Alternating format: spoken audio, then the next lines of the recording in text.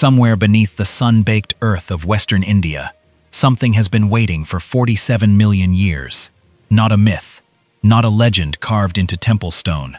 A body, coiled, fossilized, and forgotten, until now. For over a decade, paleontologists believed they already knew the answer to one of nature's oldest questions.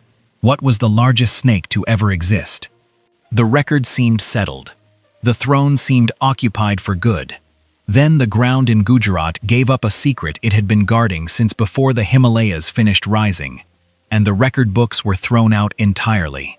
This is the story of Vasuki indicus, a predator so immense that scientists needed a new name, borrowed from a mythical serpent king, just to describe it.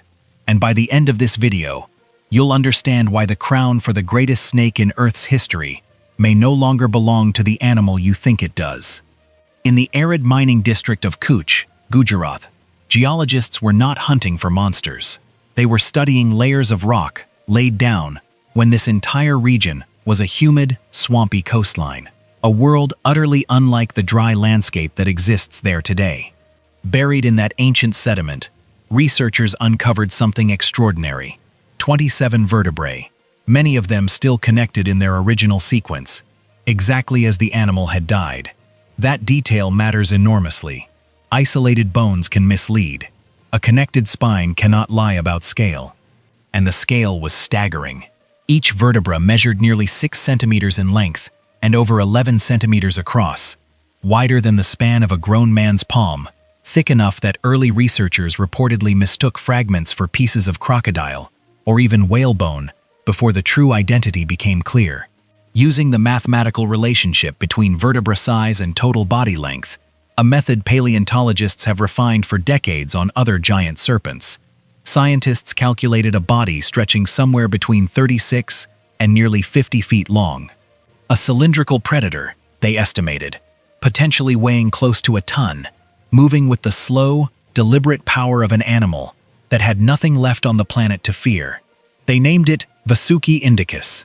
Vasuki, after the great serpent king of Hindu mythology, said to coil around the neck of Shiva. Indicus, in honor of the nation where it was found. It was not just a new species, it was a challenge to everything scientists thought they understood about the ceiling on serpent size. To understand why Vasuki matters, you have to understand the family it belonged to, a lineage so successful, so quietly dominant, that it makes most dynasties in Earth's history look brief by comparison. They were called the Madsoidae, and their story begins in true darkness, the final years of the age of dinosaurs. While tyrannosaurs stalked the northern hemisphere and the skies still belonged to pterosaurs, these snakes were already gliding through the undergrowth, refining a body plan built for patience and ambush. Then came the asteroid, the fires, the dust that blotted out the sun for years. Roughly 3/4 of all species on Earth were extinguished in that single catastrophic event. The Madsoidae survived. While towering reptiles vanished in a geological instant, these snakes persisted through the destruction and into the strange, rebuilding world that followed. A world suddenly empty of the giant predators that once ruled it. And they didn't just survive, they spread.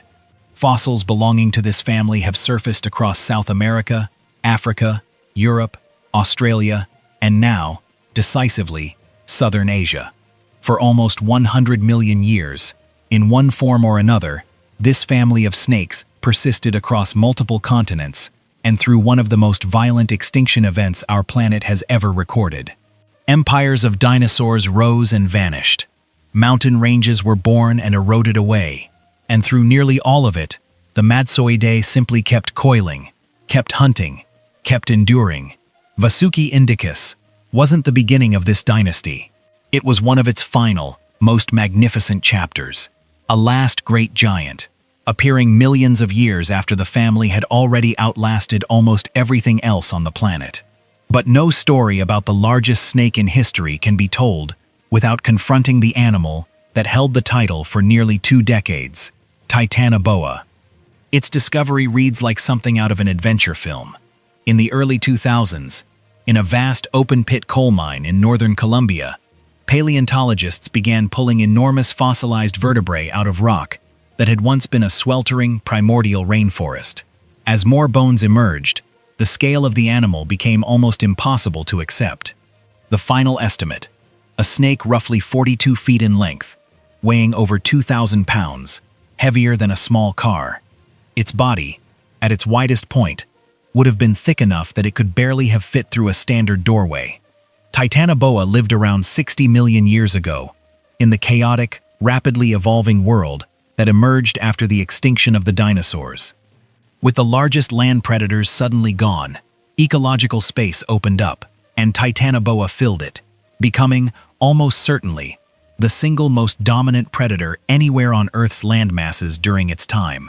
For years, it stood unchallenged. Documentaries were built around it.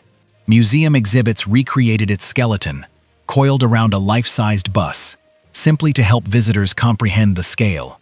It became, in the public imagination, the final word on how large a snake could possibly grow. Vasuki indicus is now forcing scientists to ask whether that word was ever truly final at all. To understand how creatures like these could exist, we need to talk about the world they were born into, because it was not our world, not even close. Roughly 47 million years ago, during the period known as the Eocene, Earth was locked in what scientists call a greenhouse climate. Global temperatures ran dramatically warmer than they do today. There was little to no ice at the poles. Lush, humid forests stretched across regions that are now dry plains and deserts, including, remarkably, the very ground in Gujarat where Vasuki's bones were eventually found.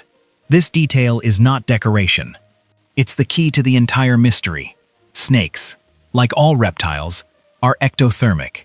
Their body temperature, their metabolism, their very energy for growth, is dictated by the temperature of the world around them. In a cooler climate, a snake's growth is naturally capped.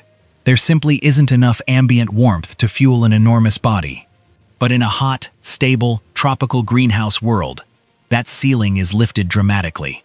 More warmth means more sustained metabolic activity, which means the potential for far greater size.